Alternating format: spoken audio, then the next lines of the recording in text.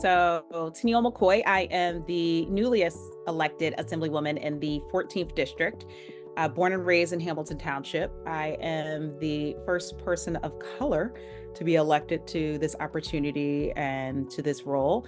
And so I'm just delighted to have this opportunity to come before New Jersey LCV and introduce myself and just talk a little bit about my background.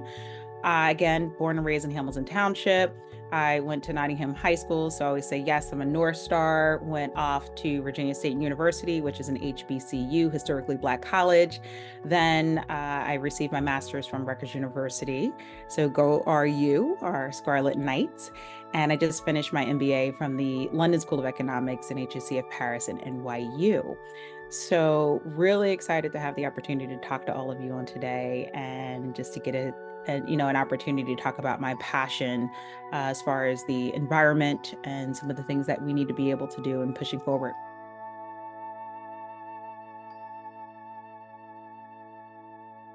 I would say I'm inspired by obviously many of those that have come before me. And so we are in Black History Month. There are so many incredible pioneers like our late Lieutenant Governor Sheila L. Oliver, Congresswoman Bonnie Watson Coleman, Janine LaRue. These are individuals where I stand on their shoulders of the work that they've done. And so I'm inspired, within the work that they've done in their careers, and just particularly my choice to run for office is really about my community service work. And so when we talk about Black History Month, I have to talk about Alpha Kappa Alpha Sorority Incorporated. I am a proud member, and one of my sorority sisters, Michelle Pill, who is also a part of New Jersey LCV, is a member. And so we pour into our community. We make sure that our community has the necessary tools and resources.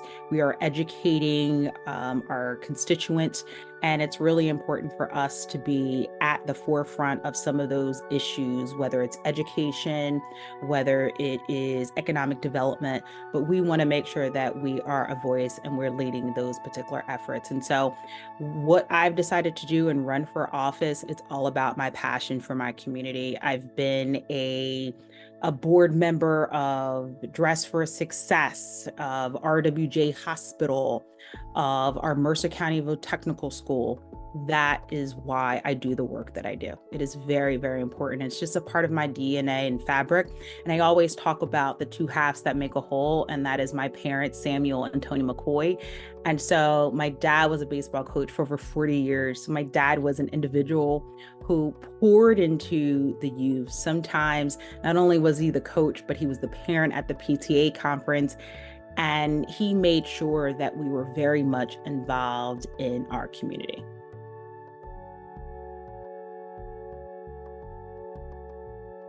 So it's so funny. Things will fall into your lap. Like you'll have a plan, but God has a totally different plan for your life. And so you have to make sure that you're abiding by the signs. And I never forget one of my really great mentors, Buster Soares, who was the former Secretary of State under Governor Whitman. I had attended his Smile program. It was a program for inner city kids in Trenton. I was a Hamilton suburban kid, and I was there with a lot of my cousins were attending. I was there for the first week, and I would probably say maybe around Friday, they found out that I was from Hamilton, and they had asked me to leave. And so Buster Soares, who was the lead at that time, said, let her stay. She's been here for the whole week. Let her stay. And my mom just never forgot that. And so he has been a mentor of mine, a sponsor of mine for many, many years. And when I came home from college, and I believe I had a little time in between, and it was more of an internship. So was looking for an internship, and I interviewed with the Secretary of State's office. Didn't get the position because they asked me right at the very end, are you a Democrat or Republican? And I said Democrat, and obviously that was a Republican administration. However, I ended up going to Health and Senior Services, and there was this woman by the name of Ronnie Bergenfeld. She was the facilities manager. And she said, if you just take this opportunity, I promise you, I will help you kind of navigate through your career. And she introduced me to one of the assistant commissioners. Still, this was a, Republican administration. They ended up moving me into the Office of Employer Relations. And that's where I really started to learn human resources, had the love and the passion for it. Governor McGreevey wins. His transition team is on the 8th floor of the building that I'm working in. I ended up getting a pink slip. So they were looking to terminate me 2 weeks before I got that pink slip. I'm coming downstairs in that Health and Senior Services building right on West State Street. And the security guard says, Tennille, can you give this gentleman a ride to the train station? Mind you, it's about 5:30 at night. It's pouring raining. All the lights are out in the city of Trenton. And they're trying to make a call to the cabs. No cab was coming over. And I'm a young woman. And so I was kind of hesitant and obviously taking this man to the train station. Security guard was like, he's fine. Don't worry. So I ended up taking him. He ends up being on the transition team for Governor McGreevey.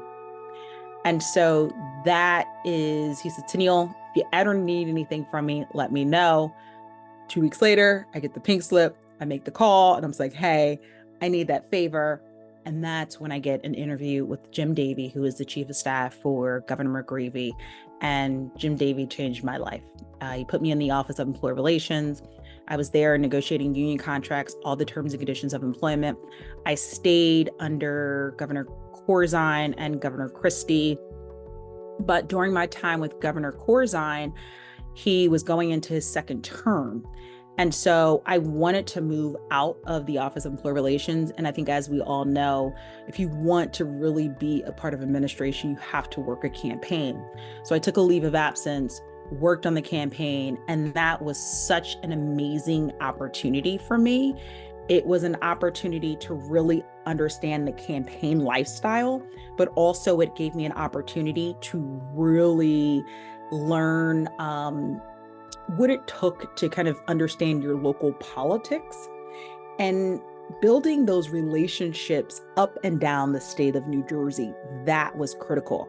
I never forget, I was aiding the lieutenant governor candidate, Senator Loretta Weinberg, and I walked into a room and she asked me, Tennille, who are these people? And it's in my hometown. It's in Hamilton. I did not know who was running. I didn't really know a lot of the players in my own local town. And at that time, you got to remember, I am working in the governor's office. So that is when I decided to make a very conscious effort to make sure that I was pouring into my hometown, that I understood local politics. And it was that campaign that made that happen and made me have an interest in running for office. You have to take risk, I tell you. In life and in your career, taking those risks are really important. And as I just talked about, coming out of the governor's office, I'm taking a leave of absence from being in the Office of Employer Relations. Look, I probably was making maybe like $85,000 at that time or something of that nature, and I was very young. And it was an amazing position, amazing opportunity.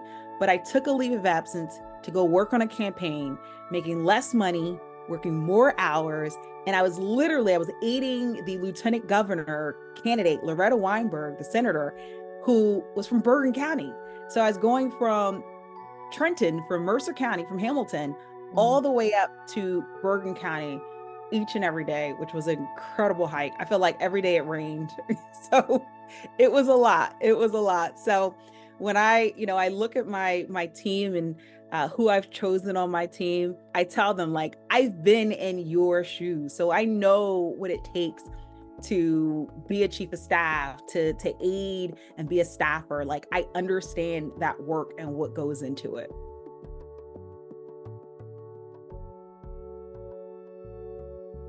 You know what? My parents have always taught me to make sure that you are treating people how you want to be treated. And I think that's the most important lesson because you never know when someone is coming back around. And so even when I entered back into the state house as the Assemblywoman, there were so many people that were or that are still there when I worked in the governor's office of employee relations, whether it is, individuals that, I saw so many folks that are on our maintenance team, individuals who are doing facilities management that are still there. There are individuals who had to assist me with getting my business cards. It, it, they're still there. And many of those individuals, I made sure that we treated them just as well as we treated the governor. So during Christmas time, they got Christmas cards from me. So like I ran into there's a two women, their name are Rosa. Both of them are named Rosa. And I was like, oh my God, I can't believe that you guys are still here. And so they are pillars of the state house. When you walk into the state house, you've been there for years, you know both of them. And they've made sure that the state house is ran in a very particular way. And we appreciate that. So I think I think one thing I will say to individuals, anybody that I'm mentoring, your personality, being personable, how you treat others, how you show up is so important. I was just we had Steinert High School at the State House, and we were celebrating Black History Month. It was the Black Student Union. And what I said to them is, no one wants to work with a person that has a bad attitude. No one wants to work with anyone that doesn't show up with a smile. And so I don't care if you're the smartest person in the room, how good you look. Your attitude is everything, and how you show up and how you treat others is so, so incredibly important. And so that is something that I've always taken with me. And I'm glad that I've actually learned that at a very young age. And I was taught that from my parents. I was taking the Black Student Union to go meet the Lieutenant Governor, Tahisha Way, who is also one of my sorority sisters, a part of Alpha Kappa Alpha sorority. We were entering the elevator, and a light bulb went off, and I was like, guys, my great-great-grandfather under Governor Woodrow Wilson was the elevator operator. And so he was one of those essential workers. And so I just can't even, imagine him thinking like one day my great-great-granddaughter would be walking the halls as one of the in the General Assembly, which is just amazing to even think about that. So yes, it's really important to make sure that you are treating people how you want to be treated, because you just never know when you're going to meet them again, whether going up or coming back down. So it is very critical.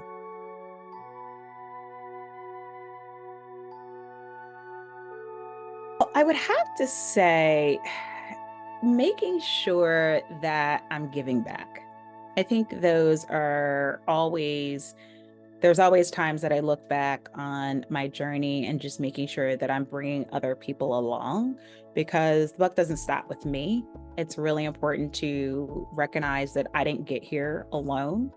It is very much a team effort. And so for those who have poured into me, those who have invested their time and their energy in me, they want me to make sure that I'm reciprocating that, and that I am planning for and creating opportunities for other individuals. So we just created the New Jersey Black Women's Collective.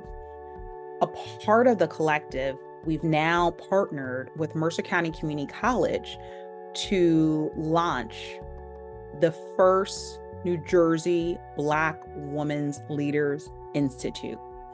It's incredible, an incredible opportunity to be able to pour into women leaders. We're initially starting out with middle managers. We had a pitch event with HR leaders, industry leaders, to talk about what are you missing from your middle managers to be able to elevate them, to be able to propel them to the next level. Some of the things we heard is financial acumen, critical thinking, emotional intelligence. So we've thought, we've been very, very thoughtful in creating the curriculum and the sessions that we're going to put forward in March. And so those are moments I just can't wait to see those women walk into the room. And I can't wait to see them complete their capstone projects and being able to hear their stories around what this Leadership Institute has done for their lives, for their families, for their careers. And also on the other side of that, hearing from organizations to say, job well done, New Jersey Black Women's Collective, and putting together this Leadership Institute. This is exactly what we need to be able to fulfill our talent pipelines here in New Jersey. And not only is this just for Black women, but I believe that this is a blueprint for all women. And so we will be having conversations with our Latino sisters, our Asian sisters, to be able to say, we want to help you formulate this particular blueprint into what you are doing, and so that we can also make sure that you are propelled in the workforce. I'm so excited. I'm working on sponsors right now. So, I'm crossing my fingers on some of my sponsors that are going to come out the gate. And I'm hoping that they'll be right there with us. United Way is a sponsor. Grounds for Sculpture is a sponsor. We also have a really cool wellness piece. A part of this, you have to remember, as women leaders, period, but particularly women, we have so many balls up in the air, whether it's with family, taking care of our elderly parents, and then also being leaders at work. We have to remember it's important to take time out for ourselves. So we're partnering with Grounds for Sculpture to do a wellness kind of retreat or day where we'll do Tai Chi, we'll do sound bath, and then we'll have a presentation on what's important and how do you kind of do those distressors. So we're really excited about this and making sure that we're launching it in the right way. We're also going to have a piece, one of our advisory board members, Paula Taylor, who is the owner of Arlie's Juices. So you got to check her out. She's in Princeton and she's in Trenton. She does phenomenal, just making sure that we're living healthier lifestyles, but we're also talking about how can we make sure that women leaders know how to navigate the golf course. So we're looking to do a little golf clinic for women. So we're excited about the work that we're doing. And this is the stuff that makes me excited, inspired, and this is what I'm born to do. It just is. And it's a God-given talent, and God has made sure that I've been positioned in as the Assemblywoman, but also within my community, and giving me the opportunity and just being a very creative thinker to be able to move these things forward and not taking no for an answer. Many people said this could not be done. No, we continue to move forward, and putting the right people around you, I think, is so important.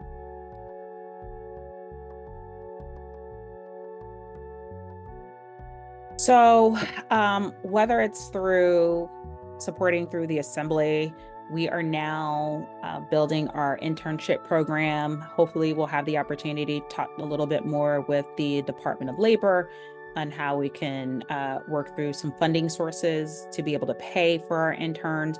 I was formerly the Assistant Commissioner with the Department of Labor, and I built our internship program. It went from 18 interns to 67 in 2022, but making sure that our future leaders understand the opportunities that are available to them. I think this is something that we really also want to be able to work with our community colleges and our VOTEC schools. So I sit on Mercer County VOTEC. So really critical to be able to understand how do we create those talent pipelines and how do we need to invest in our educational systems to do that. On the New Jersey Black Women's Collective, we are looking for new members. We're also looking for individuals to apply for the Leadership Institute. So if you go to NewJerseyBlackWomen'sCollective.com, you'll be able to apply for that particular program. And we do have scholarships that are available. So do not fret. We are here to support you as much as possible. And then I also oversee another nonprofit, which is the Sam McCoy Foundation. That is a scholarship fund after my late father, Samuel McCoy, again, who was the baseball coach. But my father was, one of the things that was a top priority for him was education. As kids, my mom would go off to work. My dad was a small business owner, so he would sit us at the breakfast table, grab the newspaper off the porch, and we would have to read news articles. Whatever words we didn't know, we had to underline those words, and those were our spelling words for the week. So education was a priority in our household, and so that is why I made sure I did a scholarship fund in my dad's name. We provide scholarships to Mercer and Middlesex students. Hopefully one day we'll be able to open that up to New Jersey students as a whole. But we are very excited. We're going into our 4th annual Juneteenth cycle ride. And we have cyclists that come from all over the state and other states, from Pennsylvania, New York, that ride with us. We do about 300 cyclists. And we do a 30-mile, 50-mile, and 75-mile within Mercer County. So it's an exciting time. And for me, it's one of the funnest events that I do. I really do enjoy it as a cyclist myself. And so it really allows for folks to be able to recognize there's an opportunity for you to get out there, cycle. And that's why making sure that we have open space is something that's really important to me. Having our bike lanes is something that's crucial, and getting out there and exercising and living a healthy lifestyle.